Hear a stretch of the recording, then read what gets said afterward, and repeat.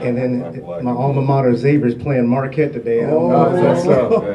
I don't know who came out on top. The X-Men? Yes. That's all right. Very good. Second question.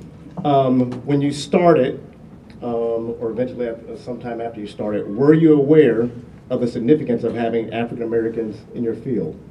I certainly was. It was 1975. It was hard to not understand that because there were so few African Americans in the field. There may have been two African Americans who worked in Knoxville, Tennessee, in radio or on TV at that time. And prior to that, coincidentally, I had a cousin who had worked for the CBS affiliate in Knoxville, Tennessee during their morning cut-ins for a couple of years, and that had been in 1974. And we, woo, you know, because he was a first. So we were certainly aware of it. But it's kind of odd in that I think it's as much a product of the time as it was anything, because there were all these opportunities. Well, I can't say all these opportunities. There were these opportunities, some opportunities that were opening up for black folks that we had a chance to take advantage of, and we certainly were aware of that. And I'd always grown up with the idea of your family. Your parents always tell you, you're standing on the shoulders of somebody, and somebody's going to stand on your shoulders. Don't embarrass us. John, and I've had this involved in this question. While you're telling us about that, can you also identify, Courtis, who you were, your mentors and role models along the way? And that's just it. I had no mentors or role models. I'm aware of people who worked in the industry, but the people who took an interest in me, there weren't African Americans working in Knoxville, Tennessee at the time.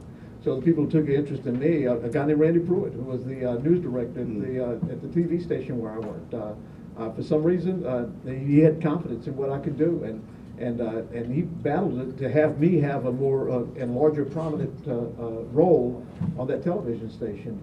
And then I'm certainly aware as I go through my career, people like Ed Bradley and that sort of thing, who are groundbreaking types of talent. In different markets, and I'm working in southern markets where there aren't. Right. It's not like it's Detroit where you see this happen maybe 5 or 6 years prior to it happening somewhere else. So the role models and mentors that I had were those that I extrapolated information from people who had an interest in me, as John Lomax, and not so much somebody who saw me as someone who could forward the cause of African Americans and wanted to make sure that I succeeded. So in that sense, I did. But I was certainly aware of my place in history, so to speak, and that I couldn't screw it up. Well, you know, because Pittsburgh was this home of the Pittsburgh Courier, a great African-American newspaper, I grew up with that type of history and understanding the importance of the black press. Clearly, the Courier was and it still is just a phenomenal newspaper. So I understood that. I understood Mel Good, who was from Pittsburgh. Mel was the first African-American network correspondent. You know, Mel was in radio. Jackie Robinson was his friend. Jackie is having an interview having lunch with the president of ABC. And he shows him around ABC and he says, "Jackie, what do you think of the place?" He said, "It looks pretty good, but I noticed you didn't have any black people here." And the guy said, "Well, yeah, I guess not." But he took that to heart, started thinking about it, decided, you know, Jackie is right. We need to, this is in the 60s, he said, we need to make a change here. And so they did an extensive search throughout the country, looked here in Cincinnati. I know Ernie Waits, my dear friend, the late Ernie Waits, was one of those people considered. And so, but they pulled Mal Good. Mal had worked for the Courier, worked in radio, and he goes on to become the first network correspondent for ABC, and it's just great. He was covering the Cuban Missile Crisis, and they thought, well, we'll place him over there. We don't talk a lot about the UN or anything, and sure enough, the missile crisis occurred. So I understood that. I even remember a guy by the name of Dennis Hawley. I don't even know if he's still with us. I hope he is, but I never kept in contact with him. But Dennis was the first black reporter in Pittsburgh. Mm-hmm. And I remember when he came to my neighborhood. I don't remember the story. I wasn't a part of it. But I remember when he came to the neighborhood. He had a nice, even-cut afro. He was dapper. And this is in the early 70s. And I remember thinking, wow, that's pretty cool. Again, not thinking that I would ever be that guy, Dennis Hawley, walking in the neighborhoods like I do in Cincinnati, and children look up to you and say, wow, man, I could be that. But so I fully understood once I got into the business, the dynamics of race. The National Association of Black Journalists was formed in '75, and so, you know, part of that discussion from then was, how do you make this industry look like America? Mm-hmm. And the Kerner Commission in 1968, after the riots and everything, said, you know, and this is what the Kerner Commission said. It said, look, you know, part of the reason that we have this urban unrest is because the people who are giving the news aren't in the community. So it does not reflect America. And so there was a push after Dr. King's death to really change the complexion of the broadcast industry. And as you know, I mean, look, here we are in the year 2016, and we only look back to last year where we say that there is a solo news anchor on the network television. That happened last year. Now, and people might say, well, what about Max Robinson? Well, that, as my friend John Kieswater would tell you, that was a trio. We had someone in New York, D.C., and London, if I'm not mistaken. And so he was part of a trio, and we applaud his efforts. But, you know, what we're experiencing right now is a new thing in broadcasting. So, but yeah, very, very much aware of our part of history, our link to tomorrow. And now the names escape me. NBC anchor Lester Holt. Lester Holt. That brings up something that came up when we were reviewing ratings and why our ratings were so low. And I'm giving inside information now. Our general manager was wondering why Lester Holt was, you know, the ratings were so high for Lester Holt. Yeah. And I'm sitting there, it's like, duh, for us, when we see one of us on the air, it's really significant for us, especially if they're good. And so it kind of blew my mind that he missed the dynamic of what was going on. Yeah. You know, and what's interesting about that is that Lester Holt has been pushing that rock up a hill for a long time. I mean, he's been the busiest man in show business for 15 years. It's not as if somebody plucked him out of oblivion and said, hey, Lester, we want you to do this because Brian Williams messed up. Right.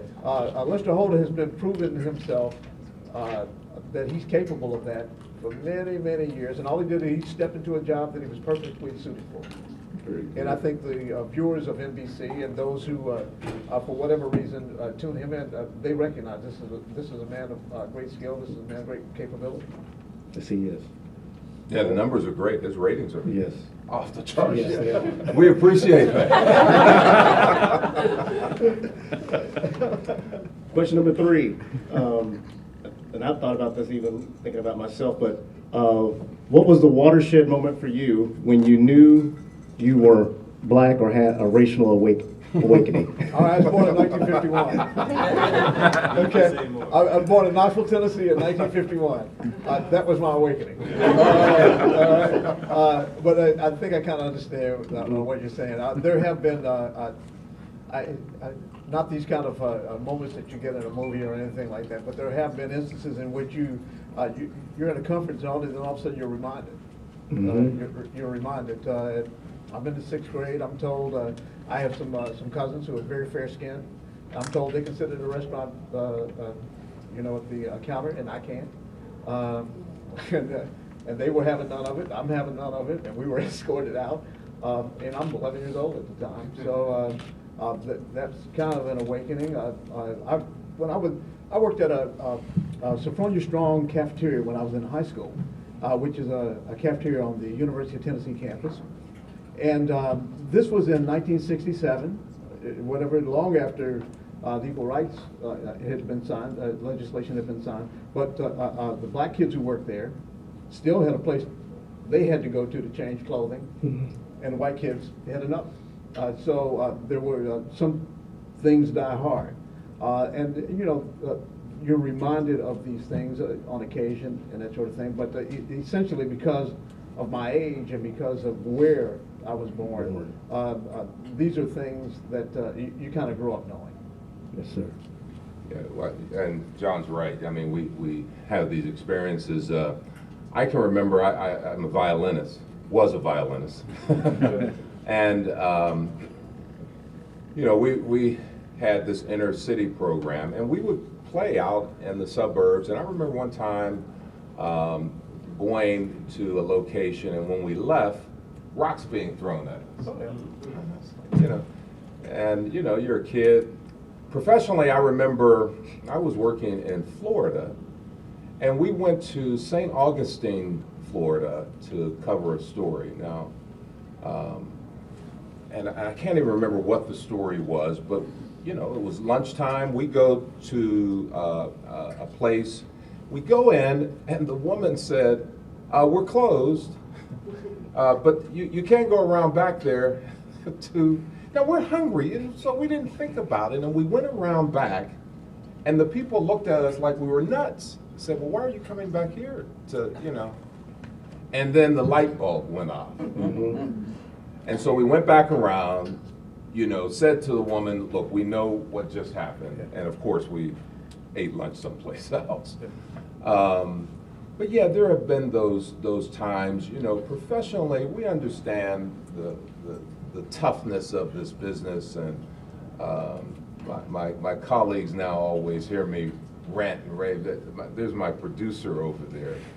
She's a young lady. She would want me to let you know she is from the Ohio State. And I'll say this while she's here, because she does such an excellent job, and it really is a team, and you know this, they can make us look good or bad. And she does such a wonderful job taking care of me, if you will, the old man. But you know, we talk about this all the time, and I let her know how critical it is for her to keep pushing and pushing, and you know, selections of stories and all that. But yeah, we've seen it. Pipeline, the little 9 pipeline we were talking about. Yeah, that's right. That's right. All right. Question number 4. And I know I've had this experience at 9 with Clyde and a lot of our colleagues within the last decade, but have you had dialogue with managers, ironically, have you had dialogue with managers, newsroom leaders about how African Americans are portrayed in the media? Yesterday? I mean, yeah, all the time. And it is, I can just give you some examples of things that aren't necessarily these big, you know, moments in the newsroom or anything like that, but reminding people, no, everybody does not want a blonde-haired child and a blue-eyed baby. You know, that's not the dream for every person that their baby look like that. No, fights do not break out at every rap concert. All right. And there are these kinds of drawing people out of their the construct that they have about, because they're like everybody else. They have certain suppositions about certain things, and you have to remind them on occasion that those suppositions are based on sand, and to reassess what it is that they're saying. But it's a daily thing, and I work with a lot of young people. I work in the morning, so I work with a lot of young people, and they're receptive to this kind of conversation. So hopefully, as they get older and they progress in the business, they won't say and do the same kinds of things that perhaps some of the older people have done. Right. But I've been fortunate in that I've worked with some people, and I'll name check with Nick Clooney. Nick Clooney is one of the most receptive, open people to trying to think outside of his experience and accept your experience of anybody I've ever worked with. And so we were fortunate to have his influence in our newsroom for a long time. Well, and I agree, Nick is a dear friend. And I've learned a lot from a distance. I mean, we don't talk every day, but you know, when I came to town, you see people like Nick and really even Jerry. You know, I mean, people know Jerry today by his talk show, but we remember when I was watching some of his commentaries the other day. You know, you can find everything on YouTube, and I was thinking, wow, how I miss that perspective every day, and I wish we still had something like that. But yeah, you know, we should bring our various experience to the table. So, you know, the other day, and you know, Earth, Wind, and Fire is everybody knows Earth, Wind, and Fire. But when Maurice White passed away, that was a big deal to me. I mean, you know, I started thinking, you know, the songs, and this started to conjure up emotions. And so, yes, his passing was a big story to me. And so, but I was downstairs and I looked up and I saw, I don't know if we did it as breaking news, but I saw that we were doing the story. and I actually knew who was sitting in the driver's seat, the producer's seat, was that young lady there. That's right. And I said to myself, as my dear friend Ernie Waits would have said, praise God. Because I knew that she had that connection. And others, you know, look, he was of course he made great strides in the industry, so anybody could have made that decision.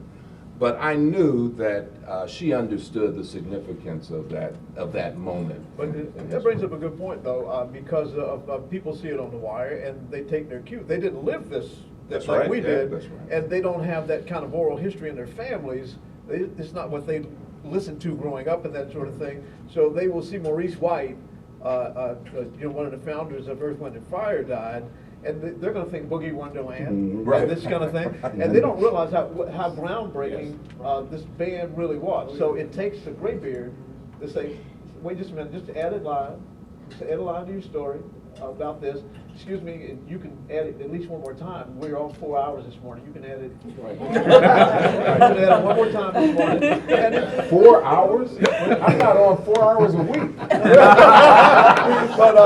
but at some point, when they're making decisions, they don't know because it's outside of their experience, and it's just the old man saying, "Hey, I remember this. I know why this was important, and this is not something that is part of your history, part of your what you grew up with, but it is a large part of what a lot of people who watch us grew up with, and just maybe just a little bit more emphasis on Maurice White passing." And I don't know if that's as much a function of being a graybeard as it is anything else. Well, and you know, look, I've been here almost 30 years, but there are still people I will ask. You know, I see Jeff Moran back there and Gina Ruffin Moore. Look, they know this town. So if I am in doubt and I will ask them, hey, should I know this or give me some information about this? You know, or I'll call Steve. Gina knows I want to be her uncle. she knows, but you know, but that's part of the history and knowing the kind of connections we have and how important they are to all. So. And Gina, proud mother, her daughter Jennifer That's working right. with you. That's right. Yeah, we had those discussions. Matter of fact, the same thing happened. Jennifer is now my boss. Yes, she is. It was a friend of mine, one of my closest friends at 9, works in engineering, and he came running out the engineering section. He came, he said, hey, did we talk about Maurice White dying? I said, yes, they ran it. They ran it last night. I checked. They ran it last night at 11. Did they run it this morning? I said, I can't speak for this morning, but I know we at least mentioned it last night. It is significant. We've had those discussions on and on. Why didn't they cover this and they cover this? Why is this significant over here? And That's right. Again, for us, when we see us and our culture, it's important to us to see us portrayed correctly on the air. All right. You know what? I had a TD Jakes moment. Uh-oh. No, I'm not gonna say get ready. But I remember him preaching one time. He said, "This ain't spam, baby. This is caviar. This is caviar today here. This ain't no spam. We're getting good stuff here today." What is the most memorable moment in your career behind the anchor desk? Wow. That's always tough. I mean, because we've both been out in the field and both out in the field and look, I think about this because we're asked this question often. You know, what's your most memorable story? Look, we were both working when the shuttle exploded. I was down in Florida, and so a couple of weeks ago on the anniversary of 30th anniversary of the shuttle, it clicks. So I remember, right? Those who were working 9/11 will always remember that. So I will tell you some of the stories that just melt my heart, just the ones that I remember always. When I interviewed Ella Fitzgerald. Oh, yeah. Yeah. Boy, I tell you. Now I'm a jazz fan. That's big time. Lord Gentry knows. I'm a jazz fan, so I get a chance to interview Ella Fitzgerald. And so I'm nervous. Ella is in Florida, and I'm nervous. And her handlers, you know, they were keeping us back. But so she walks in, and I ask some stupid question like, "What's the meaning of life?" And she looked at me, and I thought, "Uh-oh, I've done it." But she said, "I know you. I've seen you on TV." I said, "Ella Fitzgerald knows me." Wow, that's good. So that was good. You know, of course, you know, one of the stories that had a big impact on me happened here, and the death of a young man. It's hard to believe in the early 90s, you know, gun violence still an issue, and we're talking about a young man by the name of Derek Turnbow, and I stay in touch with his mom today. That had a huge impact on me. We got a street renamed after him, so if you drive down there and you see Derek Turnbow Avenue, that's how it happened. But look, you know, I think about all this time, and nothing was more powerful for me than August 28, 2008. That's when Barack Obama stood there and accepted the nomination for President of the United States. I mean, that was a powerful, powerful moment. And because I can't, you know, look, my mom worked in politics. You know, she had passed away, been gone about 4 years. Mr. Waits had been gone, several people. And I just thought about how hard they worked for that moment. And, you know, it's just hard. So I had to think, who do I call to get perspective? And I remember calling John Lear, who was a Tuskegee Airman, just passed away last year, and got his perspective about this moment. Here's a guy who, you know, was a Tuskegee Airman, and he just had tears in his eyes about that moment. Called someone who was former player in the old Negro leagues and got his perspective. And then one story we did that day was with 3 generations of some of you might remember Frank Allison, who used to be the president of the NAACP. Well, I talked to his wife, his daughter, and, well, I didn't actually, I set it up and someone else did the interview. His wife, his daughter, and granddaughter, and got their perspectives about what that day meant. So I can't think of many moments and bigger than that one in my lifetime. Yeah, I would concur with Courtis. One other story that I covered, that I was first on the scene and that sort of thing, was the Carrollton bus crash. Oh, yeah. So many young lives lost in that crash, and it wasn't just the enormity of the crash, as it was. In all stories that we do, and in television, I think in particular, television does stories of the heart better than any other medium. Because you see a person's face, you hear their voice, the timbre of their voice, you hear the pain or the joy that they have. And when we told stories over the weeks of those young people who lost, the one thing that came out to me, this was not a story of death, this was a story of survival. The people who were the family members of those who survived, those who died. They were all very devout members of the church, and their faith buoyed them in ways that was really the truth of that story in the immediate weeks after. Now, of course, you cover the process. Larry Mahoney's charged, he's convicted, he goes to prison and that sort of thing, and people go on their various ways. Bus safety has improved as a result of it. It's got all of these tendrils, all of these ancillary stories that happen as a result of it. But on that day, on the weeks that followed, it is the strength of family.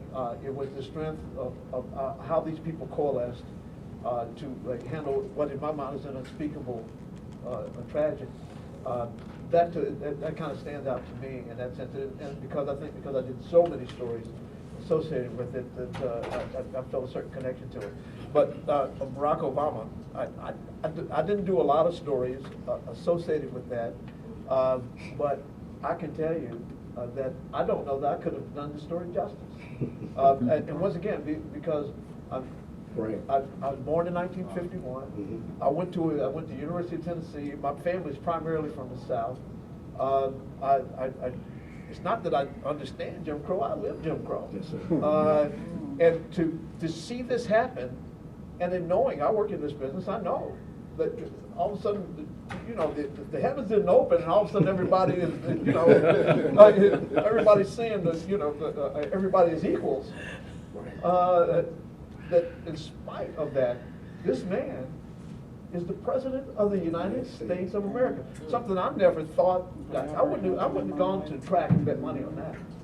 And there he was, Barack Hussein Obama, taking the oath of office, and that was important to me because of the life that I had lived, and understanding what it took for him to get to that point, for this country to get to that point, was just that was groundbreaking.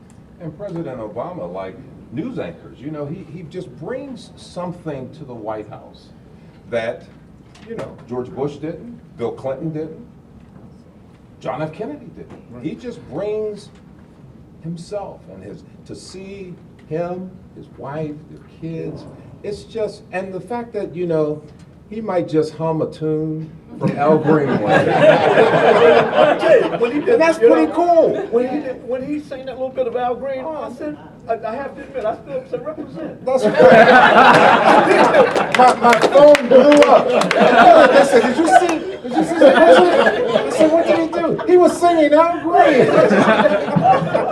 So it's stuff like that that we all can relate to. We all can relate to. But it again, that feeling that you just, because John will know, there was a time when the Temptations were on television. Everybody in my neighborhood stopped whatever they were doing and went to the TV to watch the Temptations. I gotta tell you a story. Yeah. They were on the Tonight Show. We were not. I wasn't supposed to be up that late. It's 11:30 at night. But they're singing, "I Know I'm Losing You." I know they're on there. David Ruffin's arm was in a sling, and I'm sitting there. I'm with a big bowl of French fries, and I'm watching, and I'm thinking to myself, yes, I can go to bed happy tonight. And because it was such a rarity, because it was something that was geared towards something that was part of my experience, something that was valuable to me. And the fact that Johnny Carson or whoever it was, I don't remember who the host was at that time, it was Jack Parr or who it was, but the Temptations were on, and they were doing "I Know I'm Losing You," the greatest song ever made in the history of rock. And it just it meant something important to me in that sense. Yes, sir. I can concur with both of you. My mother is from Meridian, Mississippi, and my father's from a small town called Roberta, Georgia. And those two states were at the top, depending on which book you read. Those were at the top in terms of lynchings for times frame. And so, seeing him become president, and I talk about this, my research really just kind of like, wow, yeah. And John knows this. We understand that probably we're fighting every day for stories. It's just what you do as reporters and anchors. You just want this story, you want this story. But I can look back over my career and know, had I not been there, that story might not have gotten on the air. That's what you really feel good about, that you have made a difference. And it's not, some of them are little small stories, small, and I put that in quote, they're all important stories. But some are major stories. Look, I remember anchoring the night that Miles Davis died. And I'm like, this is Miles Davis now, this is important. I was anchoring the night that Thurgood Marshall died. So you remember those days. I was in the newsroom the day that Fred Shuttlesworth passed away, and we had put together a huge piece. I was there friends with Reverend Shuttlesworth, still friends with his family, and got a call. It was about 11:45. It was right up to news time. But we were able to go and pull this piece together, and then I went down and covered that, and covered that story. We would have, I can tell you this, we would have covered Reverend Shuttlesworth's funeral because it was a major event. There would have been some news coverage, but I can say 10,000% that Channel 5 would not have had the coverage that we had I not been there. I can say that with full confidence. Yes, sir. All right, this is my final question, then we'll open it up. Open the floor for your questions. What is the state of the industry today in terms of African Americans in broadcasting, and do you have any piece of advice to lend to those who are trying to enter the field? I would say that just given a eyeball test, I have absolutely no idea of the numbers or anything like that, but it seems as if we are seeing more black folks on TV. From the talent end, but I wonder what's going on behind the scenes. There just aren't a lot, in my experience, there aren't nearly as many African American producers and managers and that sort of thing. And I don't know if it's because they're not given the opportunity, or that's not the interest they have, that's not the career that they pursue. Because we don't get a lot of interns who want to do that sort of thing. So I'm not really sure what the reason is, or it could be, I didn't want to be an attorney growing up because I didn't know what attorneys did. There might not be that knowledge out amongst people who are majored in broadcasting, whatever the case may be, of what actually producers and managers in newsrooms do. But I think that the way I look at it, I think that is the next frontier that needs to be really addressed.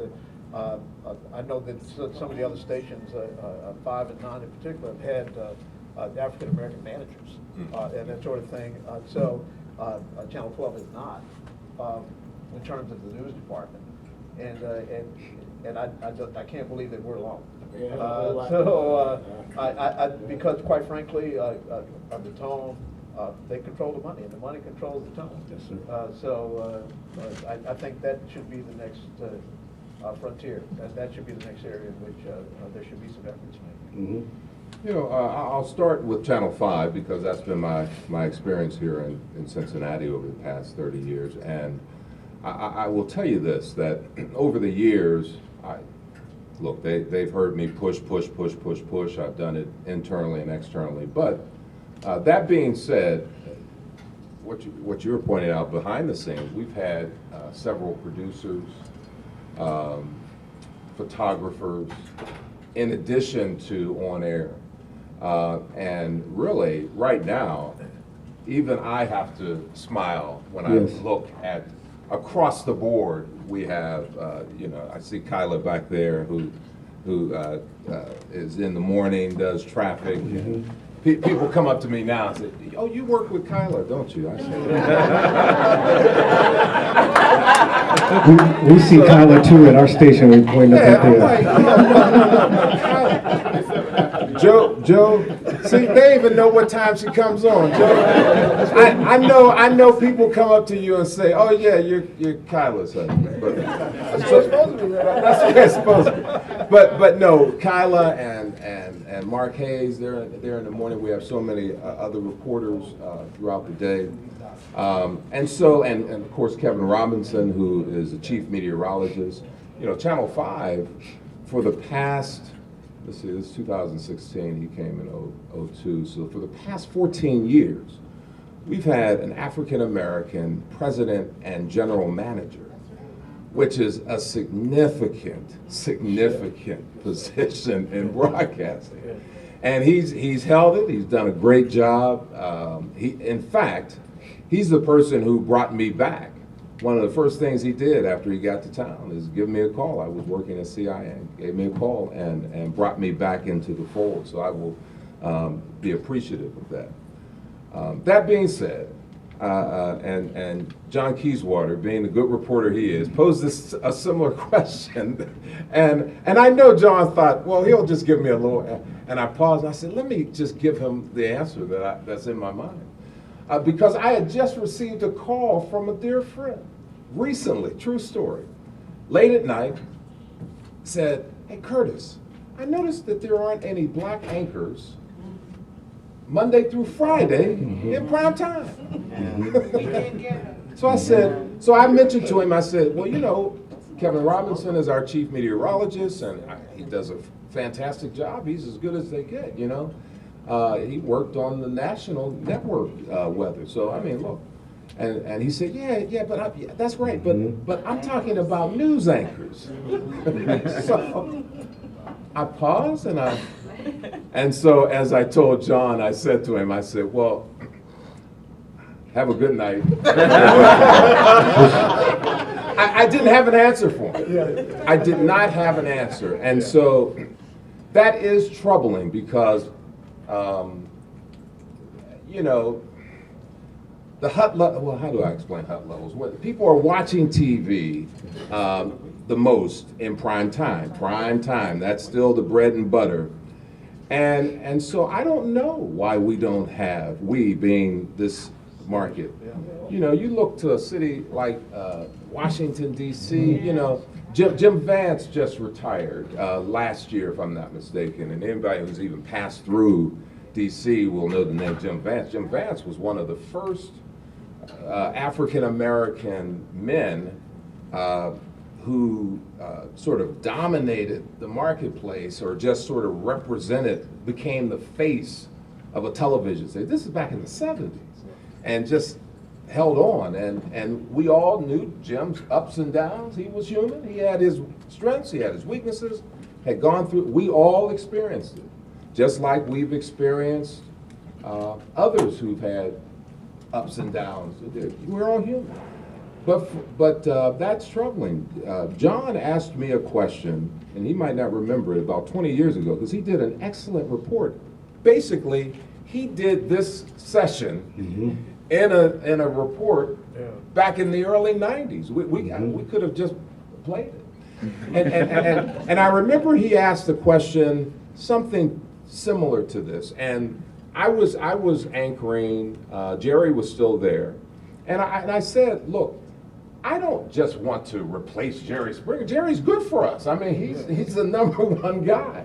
So if they get rid of Jerry, hey, you know what they'll do to me. So hey, let's keep Jerry. I said, the question becomes, what happens when Jerry leaves? How do we replace Jerry? Yes, sir. And I still believe, and I say this to people even inside, the way we handled Jerry's replacement is why we've struggled over the years, and we should have just made a decision. You know, part of the reason that Clyde left Channel 5 is because he wasn't provided that opportunity on the front line. I'm certain he would tell you that. And imagine if Clyde Gray had been our anchor at 5 all this time. You know, so those decisions are critical. Well, it gets back to who controls, who sits up front. Yeah. Because you can do all the focus groups you want. You can do all the national searches you want, but the bottom line, some person has to make a decision. Either that is in a corporate headquarters, or that is in the general manager's office. More and more, it's in the corporate headquarters. And those people have to be open to the possibilities. Well, They have to look beyond their own wants and needs to understand what audiences want and need. the response I get when I ask the powers that be at our station, the question is, we can't find anyone. And I know you found a Jamila and you found a Jennifer, and we had, well, I'm not going to get into that. That's very disappointing. But that is the common. Yeah, that and sadly, that's probably being, Ray, you're in Southern Illinois. Ray is from Cincinnati and working in TV, and I hope she can get back here at some point. And so that would be so disappointing if people are still using that. Look, Well.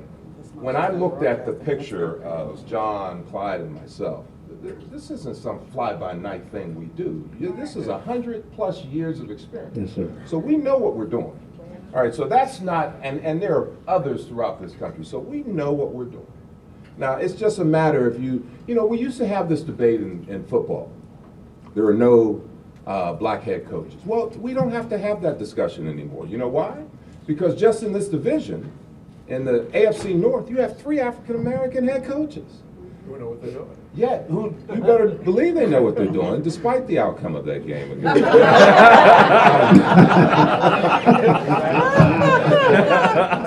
But look, we used to have that discussion about quarterbacks in the NFL. Yes, sir. But hey, tomorrow, Carolina, baby. Cam's relatives are in the house. So, you don't have to have that discussion. And so the fact that you even pose, not you directly, but the question is even in the atmosphere, says that there's some challenges that we still have to go. And so, no, we've made great strides overall. But understand that there are still some doors that remain shut, and that discussion has to occur. This isn't a yesterday discussion. This is very much, and look, they don't have to look. Anybody doesn't have to look to Hollywood and what's happening in the Oscars to understand the dynamics of broadcasting and the media. Look, how does that happen in 2016? And so we just have to be sensitive to that. I'm not suggesting that someone comes in and pulls up the rug, but I'm just saying we have to be sensitive and know that it's a reality in the business.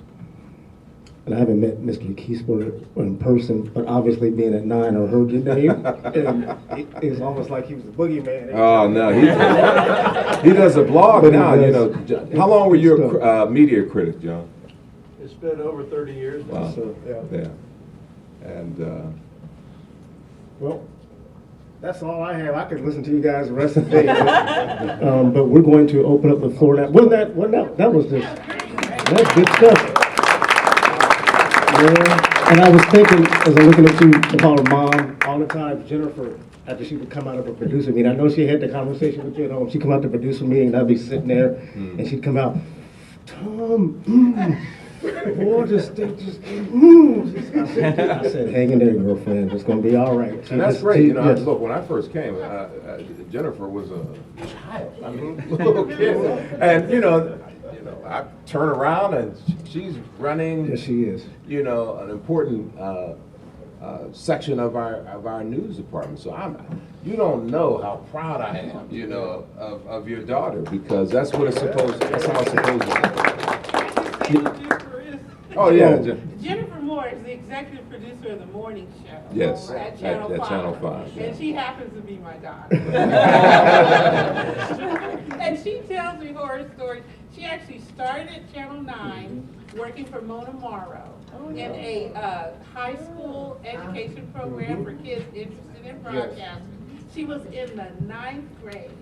She had an offer to do an internship at P&G, And I kept telling her to take it. She said, no, Mommy, I want to go to broadcast. I said, no, it's a multinational corporation. But she insisted, so she stayed there every summer, 9th grade, 10th grade, 11th grade, 12th grade. Then she went away to Ohio University, got a bachelor's degree in journalism. And when she came out, Channel 9 hired her. She worked at Channel 9 for, I don't know, what, 4 or 5 years, working at the time. And she was a producer, and then now she, the general manager of Channel 5 hired her as the executive producer of the morning show. And so everything you see on the mornings on Channel 5, Jennifer's doing it, and she couldn't have done it without the support of people like you. Yes, ma'am. Yeah, my question ties into your last question, your answers, and your response just now. Because I'm concerned that we have young people who don't see broadcast journalism as an opportunity for them. Have any of your stations ever considered a summer program or something where you take high school youth, bring them in, you know, and expose them, because you don't have to be in front of the camera. And we don't know that there's somebody behind the camera. There are lots of opportunities in journalism that our children don't know about. We have a program. As a matter of fact, I think the last Saturday of the month, Mona always puts on a career media workshop, which has one coming up on 27th. But we do have a internship program. There's usually about 6 or 10 kids that go through that program over the summer. But how do we find out about it? Well, I don't know anything about it. So I don't have anything to do with Just call promotion Channel standpoint. 9, 721-9900. That's for Mona Morrow. And don't tell her I gave you. That's my point. Yeah, well, It's sorry. not about those of us who have somebody we can call, or we know how to call the stations. But we have too many young people who are lost, Oh, I see. who have absolutely no idea about what to do in the future.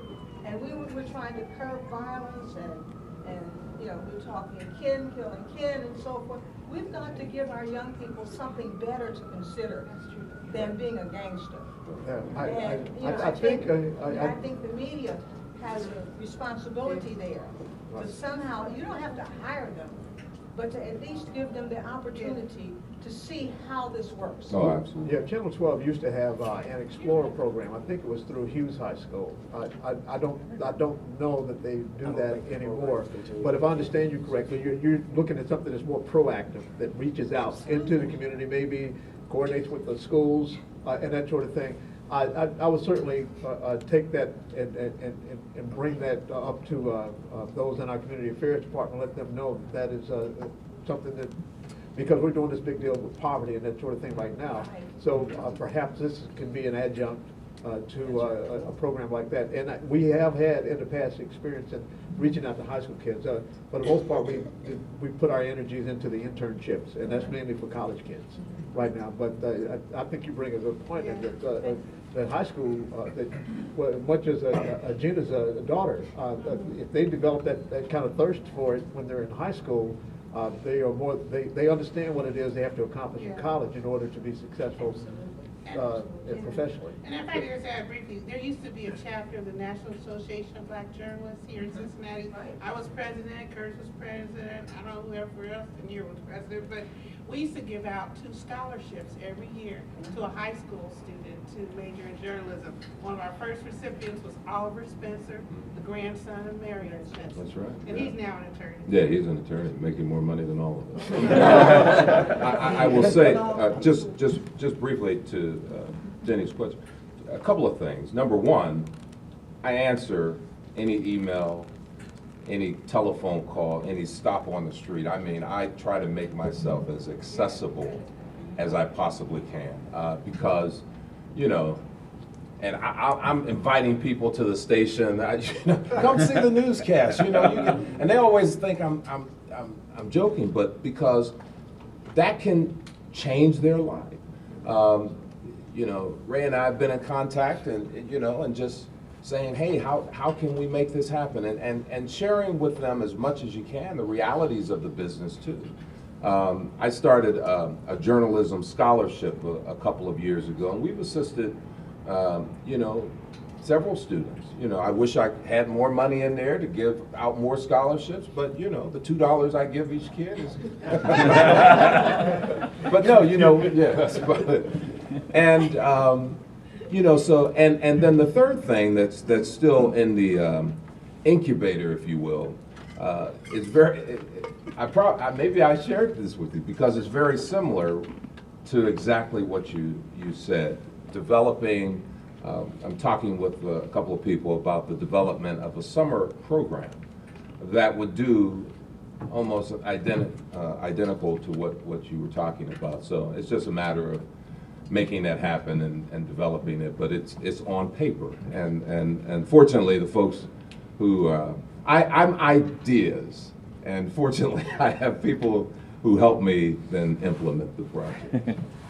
I have a good comment to make. I'm a grandmother of Michael Ramus. She had an opportunity last summer to go to Channel 9. She was a junior at Taft High School. They always say don't give the urban school credit for different things. And I got there about the internship from our pastor, Pastor Lynch III. Yeah. And we also had people at the Herald, some of the people they got together, and also one cable station. And also, my granddaughter had an opportunity to go up to a journal workshop at Ohio University. Mm-hmm. And on that, They have a great being able program. to get that experience, she put in for that school. At first she was going to go down to Eastern Kentucky, but Berea. But she was accepted, she's a senior this year, at Ohio University. Because of the experience, she went up there to visit that school. I also have a question for John. John, I miss you, you know, that guy named Bob Hurst. Oh, yeah. If I don't see John, I will look at Channel 12. If I don't see Courtis, I won't look at Channel 12. Because I'm not going to say anything because I don't want to. I'm gonna run back. Any minute, I'm gonna run back there and just hug you. Any minute now, I'm just gonna run back there and hug you. I love people that look like me. Yeah. And I want to see, when my granddaughter got an opportunity to see Mona, took that time with her. Right. She said, my internship people, and she was just like a business lady. And some of the young people said, oh, you're not getting paid. She said, so what? The experience is more important than the pay. Yeah. I'm getting good experience. And making connections too, and that's important too. In order to network, people do remember you. If you come and you make an impression, people do remember. And as you become competent in what you do, or you become educated, then if they have to make a decision, it's just human nature. You're gonna hire someone who you have some familiarity with, and that's the value of these internships and being able to meet people when you're in high school for several summers in a row. That's very important. I can't tell you how many people who work for Channel 12 right now were former interns, and that sort of thing, because they were able to establish relationships. And I appreciate you two guys. Oh, Y'all thank been you. to our Thank school. you. I'm Thank not you. gonna say what school, but thank you. Thank you. Start off as a production intern. Now I get to hang with John Lomax and Courtis. My question is, you know, with all the experiences that you all have had, you know, the struggles, the successes, what's the biggest piece of advice or the biggest tip you all would tell yourself when you were first starting out in the broadcasting field? I would work on being confident and not being afraid to fail. I would beat myself up because I didn't sound like some network correspondent, or because I misspoke, or I forgot a question, or but we all have growing pains. I would work as hard as I could to be competent, because you don't know when the opportunities are going to be available for you. And when that chance opens up, you want to be able to essentially hit it out of the park. You want to be able to claim that as your own. And in order to be at that point, I think you have to be willing to take risk and to figure out who you are. I tell a lot of people anyway, in that Stevie Wonder is an icon. Bands that sound like Stevie Wonder don't make the money. You have to be who you are. You have to figure out how to maximize who you are. And in order to do that, you have to be willing to make mistakes and not beat yourself up, and to understand that that happens to all of us. Even today, I've been doing this since 30. Marconi and I on a first name basis. And if I go in on Monday and I don't flub something or mess something up, then I'm not working. But Tuesday, I won't make that same mistake. So just work to be as competent as you can. Don't be afraid to be who you are, because who you are will determine whether you have longevity in the business or not. Because you can't be Michelle Miller and be successful. You have to be who you are.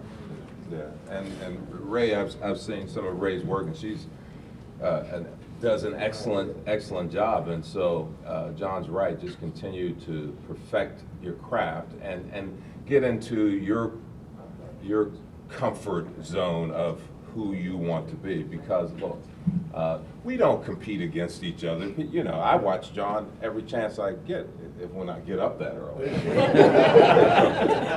But you know, so I enjoy watching, and he does things that I think, man, I wish I could do that. You know, and I would flip on Clyde all the time, and you know, I say, now I wonder if I sat that way and turned my head, if I could be as cool as that. You know, Courtis is into jazz musicians, and I come from a family of musicians. I even fancied myself one at one time until I looked in the mirror and I said, that man's got no talent. But you do. For want of a better term, you steal from people who you like, but you make it your own. The bottom line is it has to be who you are, but there's no shame in when you see how somebody constructs a story, how they use that sound, or perhaps how they use a sound bite, or maybe a question that they use. Appropriate it. Instead of saying steal it, let's say appropriate. Take that, make it your own. But you have to work toward being who you are. I mean, people will love you and accept you and believe you based on who you are. I always enjoyed watching Peter Jennings. Yes. He was the anchor of the ABC Nightly News. And what was, you know, and it's the small thing that you pick up. One time I noticed he was reading the news and he just scratched his nose. And I thought, man, he's that comfortable that he scratch his nose on national TV. I thought, man. So then, like the next night, when I got on TV, I couldn't wait to scratch my nose. And someone else, some of you might not remember, Jessica Savage. Remember just something about her voice and her presence. I enjoyed watching her, and every now and then I'll go back and see if I get that same reaction today from her that I did when I was watching, you know, 30 plus years ago.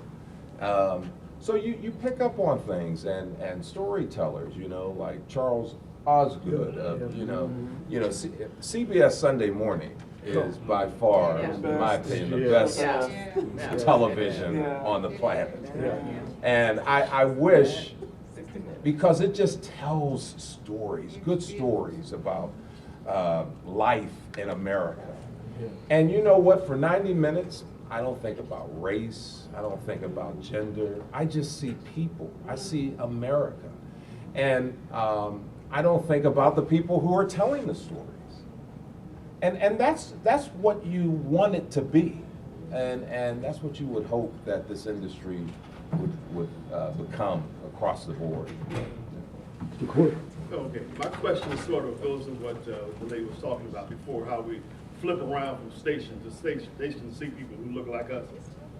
You know, I flip around, I see Rob in the morning, 27 after the hour, I see Kate. But I flip around and see folks who look like me. And one thing you mentioned earlier, you have your issue-like show, community-oriented show comes on Sundays at 11.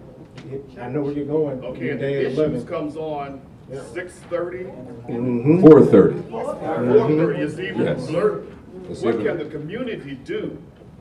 Because we do have strength in numbers. What can the community do to know that we would like to see more of our folks in a more of a prime time? Well, you know, 4:30 in the morning, I don't know about you, I'm not up. I'm not up either. But I tell you something, Court. TV time or time is like land. You can't really duplicate it. There are 24 hours in the cycle. You can chop it up into half-hour blocks. You can chop it up into little 1-minute blocks, but you can't duplicate the time. So I go to the Don Cornelius School of Broadcasting. No matter when you're on, Don Cornelius, by the way, was producer and host of Soul Train. And they used to put Soul Train on at the craziest hours. 2 in the morning, 2 in the afternoon, 1:15, 30 in the afternoon. But you know what? We started beating that drum around the neighborhood, said Don Cornelius is on, and people watched it. And you know, he died a rich man. So back in the 90s, for issues, I used to, and it used to be called NAACP Presents, I used to say to people, and there was like a little ad, set your VCR. Because I thought, you don't have to get up and watch this, but at least see it at some point. Because I knew that it was not about ratings for that particular show. But what I do say to people in terms of news, it is about ratings. And so I have met many people over the years, and they'll say, "Oh, wow, it's great to see you, Courtis. You know, I don't watch you, but you know, it's great to meet you." Who are you watching? Oh, I'm watching Clyde. Oh, you're watching? No, okay, well, all right. So look, you have to watch. You have to support. That is part of it. But on those shows, I encourage people definitely to definitely set your DVR now and watch it, and then give feedback. Send in letters. Say, hey, you know, I like this host, because believe it or not, Issues, which is now on 4:30 a.m., used to be on at 11 a.m. People used to call in and say, well, why do you have it on at 11 a.m.? That's the church time. Nobody wants to. All right, so then we moved it to 9 a.m. 9 a.m., I'm getting ready for church. Then it moved to 6 a.m. I'm not up yet, because I don't go and get ready to go to church until 9. So I just say, people connect with it. The great thing today, and I'm still learning this, you know, we never get too old to learn. I'm learning all this social media stuff. And so now, you know, and Jeff Moran is the producer of Issues back there. And Jeff, how long have you been at Channel 5, Jeff? 33 years. My goodness. So now with the social media thing, I say to people when they come to the station, I say, look, because I know when they hear 4:30, they're like, oh, man. So I tell them this is about penetration. So you're going to be on at 4:30 in the morning, right before our morning show, which has been a strong leader on the weekend. So you're leading into an important show. That's number one. Number two, it's going to be on 5 radio stations. Then it's on cable access. Then we put it on the internet that goes around the world. So understand, huh? Still number one. Still number one. Still number one this time. Still number one in this time. So you talk about penetration and reach. And so with this social media stuff, we tell people, you know, post it, tag people, take it to their front door, leave it on their doorstep, however you get it to them, get it there, and get the message. And I would suggest to anyone, you're never too old to learn about social media. That's right. I mean, the Facebook and Twitter, these are just the beginnings of the ways that people connect and communicate to each other. Quite frankly, it is what most broadcasters have their eye on. Oh, yeah. You know, I don't think that in their heart of hearts they believe people are going to totally go away from the big screen. But they're devoting a lot of resources. You follow the money. And they're devoting so many resources toward what we call them other screens. And by that they mean people want things on demand. So if they can watch Issues, if they can call up Channel 5's website and they can watch it while they got it at their lunch hour, or whatever the case may be, that's what they're going to do. So I would suggest that if you have an interest in these kind of programs, even if you can't get them in a time slot that you like, that you make sure that they make them available in other places that are valuable property. And social media is the wave of the future. Question back, man. Check on time. How are you on time? All right? Yeah, Okay. I have a question. Mhm. What's the best way for poor people to penetrate rich What's the best way for poor people to penetrate rich people? That is a question that has been, decades, generations in the making. Poor people, and I really, I hate to call it that, people who don't have money. I don't consider people who don't have money poor, otherwise I have to look at my grandparents and people like that. And I don't think they were poor people. They didn't have money, but they were not poor people. But I understand what you're saying. People who don't have the sort of economic strength as others. You have to figure out, or someone has to figure out ways to make your voices equal to those. That's a big issue in the presidential campaign right now, because money is speech. And trying to figure out ways for people who don't have those kind of resources to make their voices heard. Quite honestly, it has to be somebody who picks up the stanchion, who runs with the, who's willing to take up the cause and be the voice. And we're fortunate in this community that there are people who are willing to speak for those who don't have much. But it's a constant battle. And I'll be honest, I really don't have that answer. Because you need someone who is of stature in the community who's willing to speak on behalf of those who don't have a lot. Well, and we all have power in our own way. We sort of forget that, King was only 26 years old when he took on the world. 26-year-old kid who just really wanted to be a good preacher, just wanted to raise his family. But he changed the world. And so I think sometimes when we talk about the choices we make, we have fun with it a little bit, but you have to make some choices on what you want. So if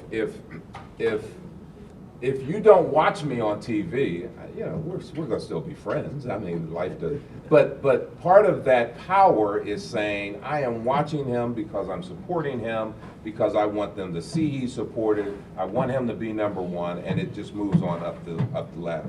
That's a real simple process. The same way in voting. If you don't vote and then say, well, they don't this or that. No, you have to vote. You have to vote with your remote control, you vote with your ballot, all of that. You support things that you know will support you. And John, you're better at an expert at this than I am, but there are shows, great shows, that have been taken off the air because people weren't watching them. Yeah. And there are some terrible shows that stayed on the air because people watched them. Our friend Nick Clooney was speaking to a group and he said, you know what, the public gets what it deserves. And he didn't say that to be cruel. He was saying that because, you watch it and it is there. Do you think it's an accident that you have all these court shows? And I looked up at the TV screen the other day, and I still saw people fighting on Jerry's show. I was like, they're still fighting on his show? But that's the appetite. That's what you say you want. And if nothing else, the people who put these types of programs on TV are people who live in the world of business. Yes. And if you don't support them, if they're not making money on something, they are not going to continue to put it on TV. There's a reason why 2.5 Men and 2 Broke Girls and all that kind of stuff stay on, because people watch it. Yeah. Well, thank both of you for coming, and Thomas, wonderful job moderating. And we hope to see you back back here in 2 weeks. We have 11 a.m. program and a 2 p.m. program. Thanks again. Thank you.